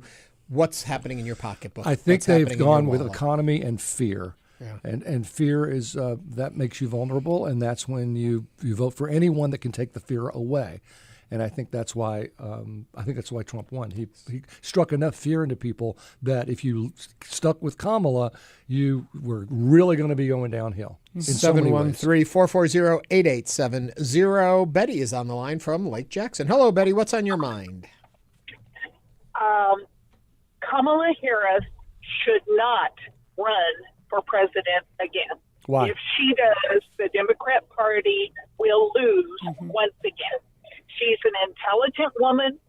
She makes very good points, but you've got to have someone who can fight fire with fire. And I do not mean the hatred that Trump and J.D. Vance have. I mean fire in the belly, passion, the kind of passion that Bernie Sanders has. You've got to have someone who is a good orator, who can make people sit up and listen. She does not have that. In fact, in the prior election, she would downplay the audience on things because she wanted to laugh and smile and be a good person. And I feel like she is a good person. But you cannot combat the kind of hatred that Trump and J.D. Vance have. Betty, let me jump in here and just ask you, looking at the current landscape or the perspective landscape coming, who would you think is the next person that should be on the ticket? Because I know you like Bernie, but Bernie, we know he's up there in age, so who would you look at next? Oh, no, yeah, Bernie cannot run either, but what I'm saying is Bernie's type of passion and fire in the belly. So who do you see out there that carries that? I don't know that I see anyone that carries it. I think that's a real... But Gavin Newsom at least has some name recognition. And, well, you know what they always say. We're still, believe it or not, 3 years out before that election takes place. And there's a lot that's going to change and happen and shift. But Betty, thank you for it's always calling. interesting at this point to be looking and starting to speculate. So thank you, Betty. And we also did a YouTube poll where you can go onto YouTube and vote. And out of 17, we had 17 votes. Should Kamala Harris run for president again? 82% said no. Yeah. I fear that in the position we're in right now, different than the time with Nixon, that it's been so much of a sense of losing on the Democratic side, even if it may not mathematically turn out to be that, but it has the appearance of that anything that harkens to what has happened in the past needs to be moved away from, and that you have to find something to make the Democratic Party look like it's moving forward. And, I have to say, I'm going to go even as far as I think there are a lot of Republicans who are also looking at what is next regarding for the party and who is going to be their kind of next person, because you're not paying attention. Trump's running again. That's right, right. Insinuating but really, I think there are some conversations around really looking at President Trump, regardless if you like him or not. He's charismatic. He has what a lot of people consider the it factor. He was able to run on a lot. He has that gravitas essentially, and it's going to be interesting to see who's going to come out of the I would like to know more about Party. the MRI that he had. I've had about 5 or 6 MRIs, and they're always for a very good reason. Yeah. That doesn't mean that they've been a negative outcome. I'm just saying they don't give you an MRI unless you have a very good reason to have one. The president told us it was the best. He had the best MRI. The best MRI he's ever. he? No, Ernie, I've had the best MRI anyone could ever have. Mine was a Tesla. Mine was a Tesla machine. Oh, there we go. Other suggestions out there. What about James Tallarico? Well, let's first see if he can win Senate before you put him up for president. Andy Beshear is also being tossed out in our chat group. Yeah, head of Kentucky. Yeah, That's right. People are saying both parties need to find new blood. I think we can all agree on that. And coming up, we are going to highlight the White Cane Society. Stay with us as Hello Houston continues.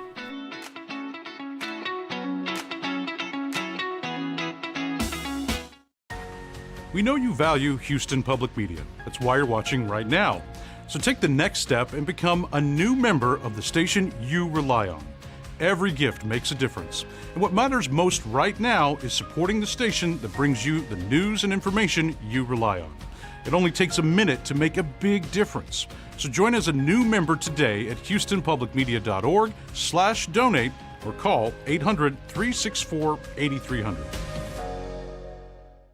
Things way too far-flung instead of the people who are literally next to them. We're on the road in Concord, New Hampshire, talking about talking to those you disagree with. Next time on The Middle.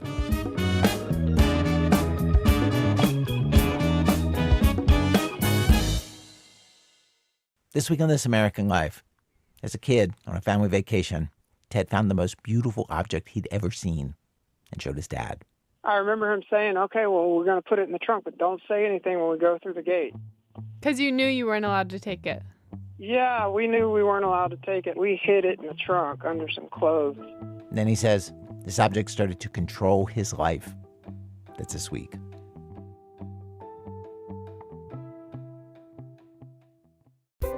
It's easy to suffer from information overload these days. Social media posts that just keep scrolling, bite-sized headlines sent to your phone and even your watch. I'm Ira Flato. Every week on Science Friday, we take a step back for a longer look into the big ideas in science. Take a deeper dive with us. It's all on Science Friday from WNYC Studios. Science Friday, every Friday, 1 p.m. on News 88.7. Support comes from Twin Liquors, a Texas family-owned home for wine and spirits since 1937. With over 100 locations across the state, Twin Liquors is proud to be part of the community. Orders available online at twinliquors.com for delivery or pickup. Support comes from J.P. Morgan Chase, committed to investing in the people of Texas and supporting access to resources that help foster community and economic growth. More at jpmorganchase.com/communities/Texas.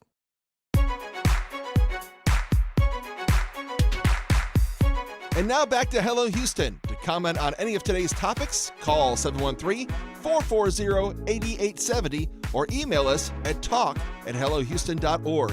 And now here's Ernie Manous, Celestia Sherman, and Frank Billingsley. Often when we think about transportation, we think about cars and mobility.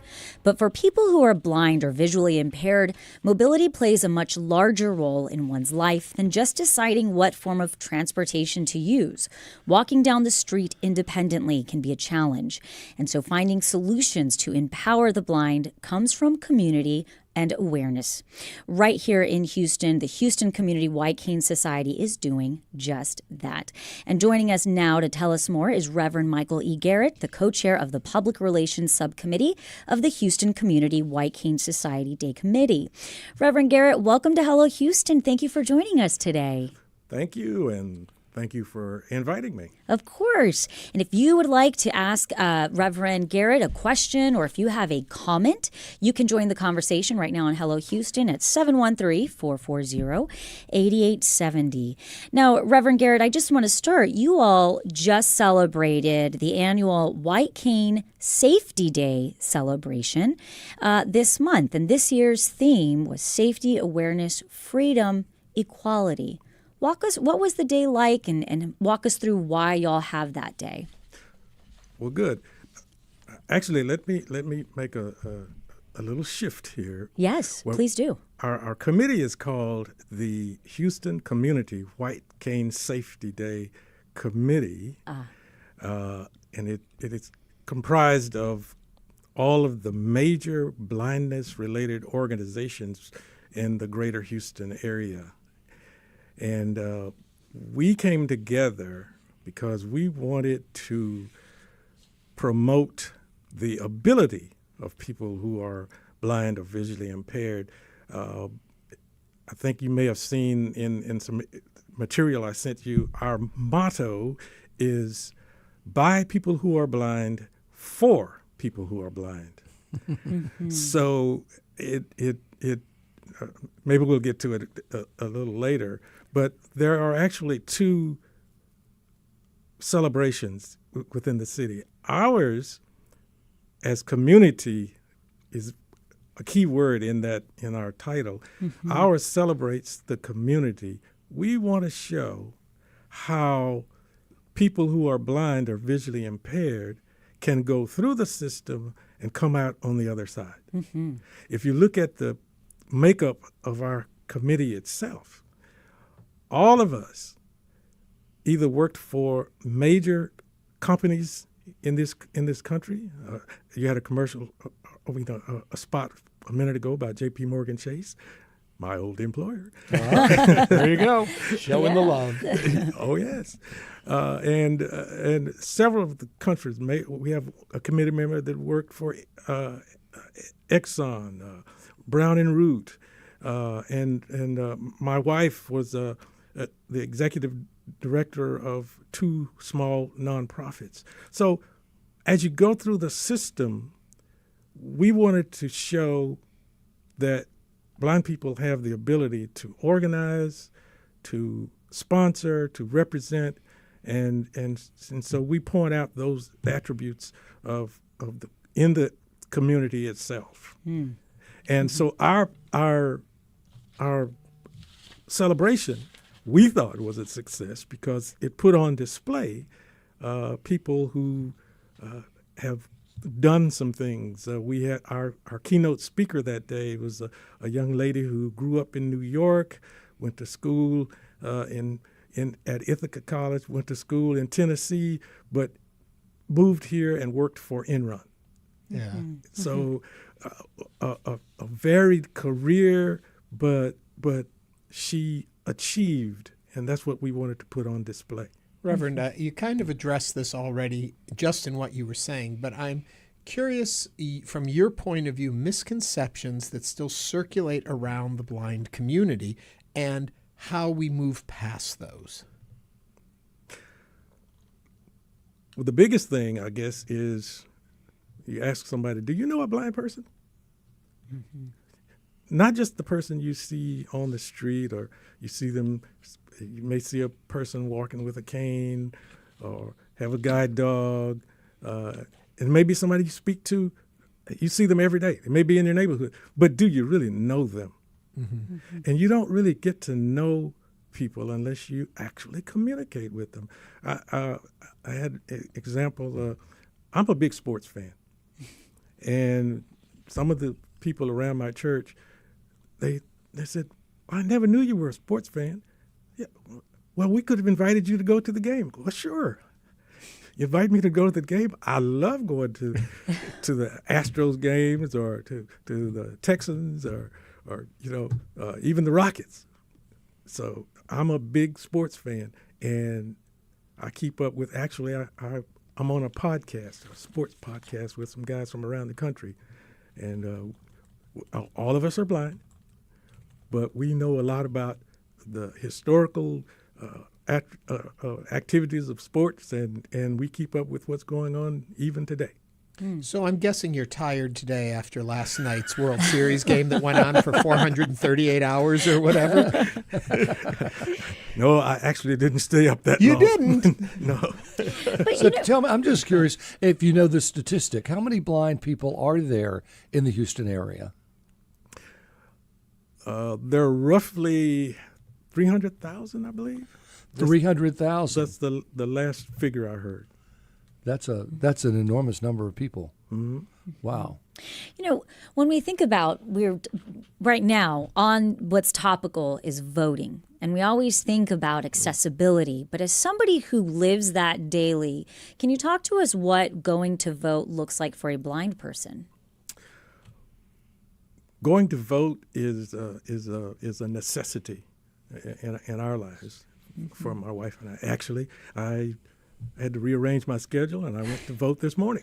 Oh, good. Nice. Good. I forgot to bring my sticker. I wanted to show you. I voted.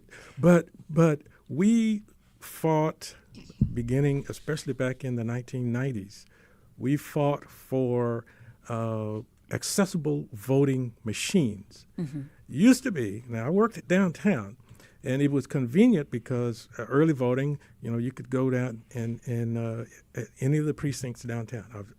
But somebody had to pull the lever for me. Somebody had to, or punch. Back then it was the punch ballot. Somebody had to do that for me. They could have done anything they wanted to. In other words, not done what you asked. Not done what I asked. Oh, Vote for wow. John. No, okay, I voted for John. I Really, did not Mary. even think about that. Right. So eventually, in the late 90s, they started making sure that there was a Republican and a Democrat standing by my booth. Wow. Oh. So that nobody could cheat. Wow. Well, that was a step forward, but that wasn't independent voting. Correct. It wasn't until around the early 2000s that we began to get accessible voting machines. Mm-hmm. And now we have some really good voting machines that allow us to. This morning, I put my ballot in the card slot. Mm-hmm. It came up. I used the voice over keypad. Mm-hmm. Voted on all the 17 propositions. And it slid out. I placed it in the ballot box, and it slid in. Wow. Yeah. I got my sticker. And independently. Independently. Talking about elections leads me into the city as a whole, and I'm curious, accessibility for our city, the city of Houston, are we in the right direction? Have we done what we need to do? There's always something being done in this city construction-wise. Mm-hmm. Are they taking care of those in the blind community? In certain areas. Houston, a few years ago, was voted one of the most accessible cities in the country. But as you said, there's a lot of construction going on, and so that makes it difficult. As I said, I used to travel all over downtown, especially in the tunnels. Mm-hmm. That's how I met Sheila Jackson Lee. In the tunnels in Houston, Dwight Boykins, who's running one of the at-large position, he worked at the same bank that I did. So it's accessible in certain areas, and now we went. A few of us went on a ride along because the FIFA soccer World Cup is coming to Houston. That's right. So we went on a ride-along to talk about the accessibility of the train from downtown out to the stadium. And we gave our opinion on things that would help make it a little more accessible for a blind or visually impaired person who rides the train. So I like the fact that they are keeping us in mind. Speaking of that, how many people do you think actually, do almost all blind people read Braille? Oh, interesting. Good question.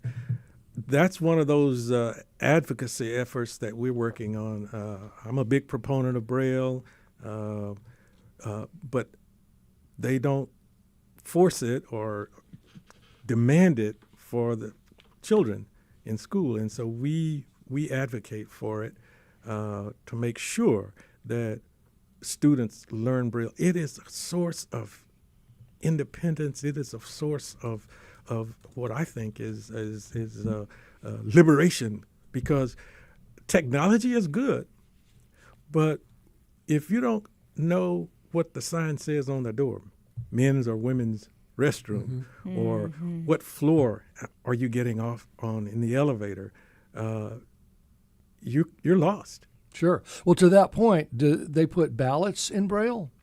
No. Why? No, why not? Why aren't you advocating for that? Shouldn't our ballots all be in Braille? Well, that would be helpful, but Sure. right now I'm happy for the accessible machine, because that helps.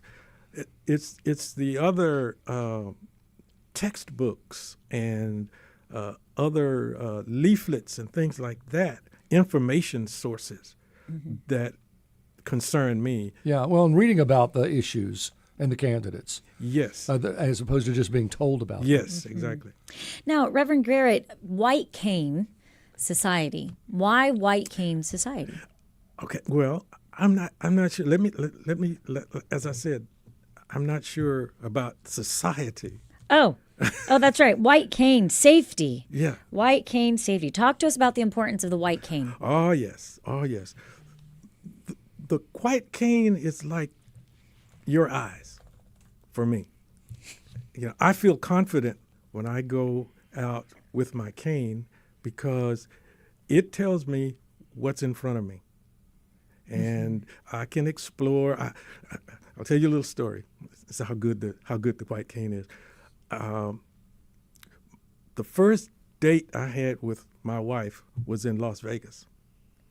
Wow. Did you meet in Las Vegas? How did you tell? We need more. What happens in Las Vegas? No, we didn't meet in Las Vegas, but we were at a convention, and we went to Caesar's Palace.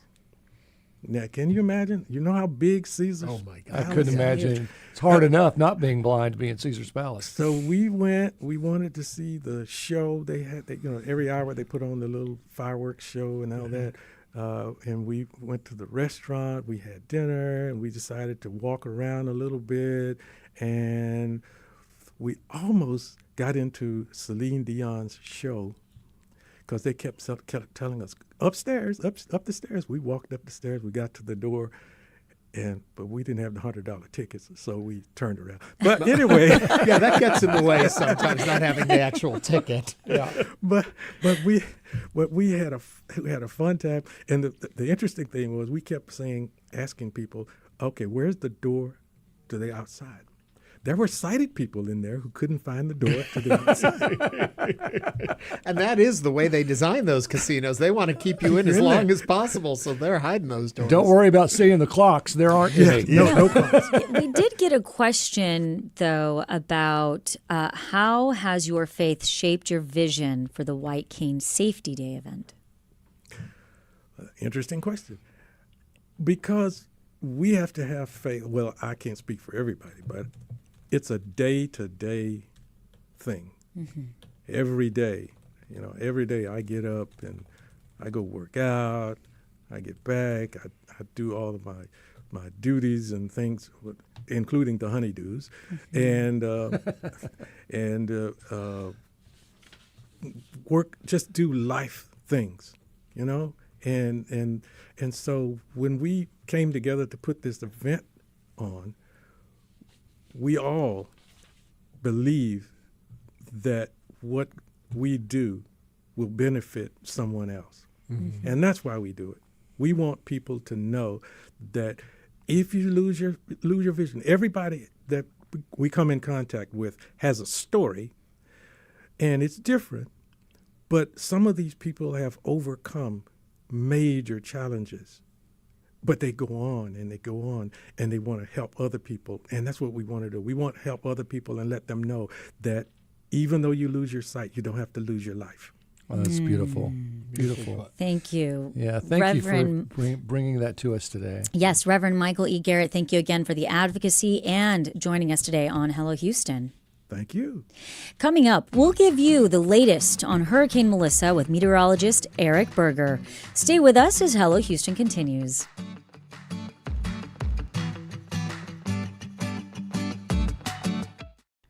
Hello, I'm Bob Maniger from the Ed and Jean Matthews Foundation.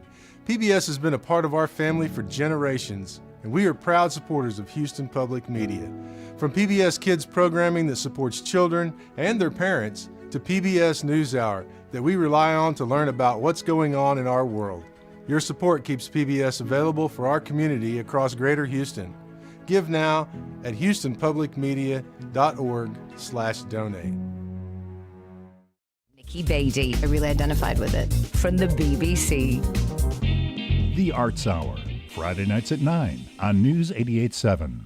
Big tech pretty much runs our lives. Will these companies one day own our power grids too? So the size of a data center in general is talked about not in terms of square feet, but in terms of electricity draw. That's how critical it is to what is being done inside the buildings. Why municipalities are scrambling to upgrade their grids and the prospects for selling power to cities that need it most. That's next time on Think. Tune in tonight at 10 on News 88.7. Can't get enough PBS programming? PBS Passport is an added member benefit that offers exclusive streaming access to many of your favorite programs on the PBS app. Whether you're an NPR listener, a PBS watcher, or both, your ongoing donations of at least $5 per month qualify for PBS Passport. Make your gift now to start watching at houstonpublicmedia.org/donate.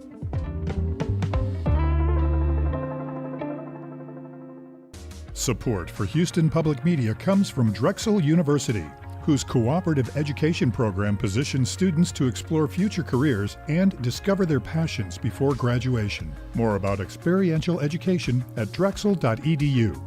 Join us for Hello Houston, weekdays from 11 a.m. to 1 p.m., taking a deep dive into the stories that matter to Houstonians, keeping you informed, engaged, and entertained, with the generous support from our founding sponsor, Kathy Sanders.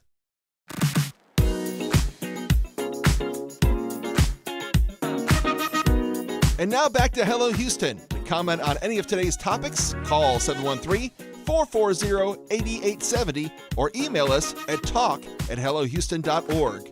And now here's Ernie Manous, Celestia Sherman, and Frank Billingsley. You know, we've been talking about Hurricane Melissa, which made a landfall in Jamaica about 45 minutes ago. 185-mile-an-hour winds. This is going to be one of the most devastating. We did get a YouTube question, who retires these names? And will Melissa, we got that question. Her name was Melissa. Hi, Melissa. They will certainly retire this. I can promise you that already. It's the World Meteorological Organization is in charge of that. They'll make that decision in April when they meet. They decide on any new names and they decide on what gets retired. And it's usually based on the devastation caused, the lives lost, the memory of it. You know, so that it's when you say Hurricane Melissa, people know exactly what you're talking about and very quickly. So I suspect, yes, Melissa will be retired, but that's not the concern right now. It's for the people and what's happening there. So we wanted to get a little bit of insight and perspective from Eric Berger. Eric, as you know, really made a name for himself with the Houston Chronicle during Hurricane Ike. Went on to found the Sci Guys with Matt Lanza, and is a blogger and really one of the smartest guys I know. So he's going to join us right now. Eric, welcome to Hello Houston. Hey, good morning. Good morning. So we are seeing truly one of the most historical hurricanes in our history, in our recorded history, that I can certainly remember. What is your overall take on this? And then we'll talk specifics. I mean, it's a dangerous, catastrophic situation. There's only been one other storm ever recorded in the Atlantic, this powerful landfall. That was the Labor Day storm of 1935, had comparable winds and central pressure. So it's kind of the worst case scenario, especially when you pack on the fact that it's been moving so slowly and it's been hammering away at Jamaica and some of the other Caribbean islands for a couple of days now. Yeah, it reminds me of Dorian, when Dorian was sitting there in the northern Bahamas and just sat there and sat there and sat there and destroyed the place. So let's talk a little bit about the topography of Jamaica, because they have mountains that range from 5,000 to 7,000 feet. Make us understand what that's going to do when that water, all of that rain hits those mountains. Yeah, in Houston, we have the problem when you get all the water, it has nowhere to go. When you have mountains and things like that in Jamaica in a relatively confined area and you get all that rain, the water rushes downhill. And so you get mudslides and, you're sort of hit by waves on the coast. And you've got sort of this rushing water coming downhill. And so it's kind of a double whammy with mudslides added on to all the other terrible things that you get with hurricanes. Eric, I've got a quick question for you since, as Frank just mentioned, it hit land about 45 minutes ago. I assume you are monitoring this. What do we know about initial impact? Really hard to get credible information out of the island at this time. I mean, it's a terrible storm. The only sort of two, bits of good news one might offer is the fact that the area of the strongest winds is really quite small. It's compact in the sense that Andrew was pretty small in terms of its most powerful winds when it hit Florida. And the other thing is that the forecasts for this have been really spot on for several days, so that the people of Jamaica have known this is coming, have known it was likely to be a very intense hurricane, and so they've made preparations. This is not catching most people, I think, unawares. And so I'm hopeful that people there will have sought shelter with the advancing storm. Eric, we did get a YouTube question from Interconito who says, I have never heard of a hurricane with 185 mile per hour winds. What causes a storm to become so strong? Is this the new normal? Well, we've had storms this strong. Rarely. Melissa's tied for the second strongest recorded storm in terms of winds and is third strongest in terms of central pressure in the Atlantic. So it's way up there. It's late October, and so we don't expect to see hurricanes in our area of the Gulf of Mexico at this time. But the Caribbean Sea remains very, very warm. There's some atmospheric cooling, and so there's still like a very big differential in terms of temperatures between the sea surface and the atmosphere, so you can get very strong hurricanes in this part of the Atlantic Basin at this time of year. And the wind shear has been low, and so it's really had this opportunity to marinate. Now, you could certainly, ask whether warmer oceans and other factors related to climate change have amped up this storm. I think that's likely. But that's not something we can determine right now. Well, and especially, Eric, the way this has just exploded. And it went from a Category 2 to a Category 5, it seems like overnight. And we're seeing that trend more and more with these storms, where they're very quickly ramping up to be very dangerous storms. That, I think, is where we are finding an argument that warmer oceans are providing more fuel. Frank, I think that's spot on. I think back to last year when we were watching Beryl as it was going across the Caribbean in a not different position last year in July, and it absolutely exploded, rapidly intensified in the Caribbean Sea, and we've seen that with other storms as well. And so this storm, Beryl, setting rapid intensification records for earlier in the season, later in the season. I think that's definitely a major concern. Frank often talks about the speed at which a storm moves then affects the flooding and what happens. How is this moving, and how long do you expect it to sit over there? I guess for just a few hours, or do you expect it to stall out? Well, for the last couple of days, it's been moving like 3, 4, 5 miles per hour, so very, very slowly. And so it's, Jamaica's been already receiving, lots and lots of rainfall. Fortunately, now it's finally being pulled northward, and it should accelerate. I think the last movement was about 9 miles per hour.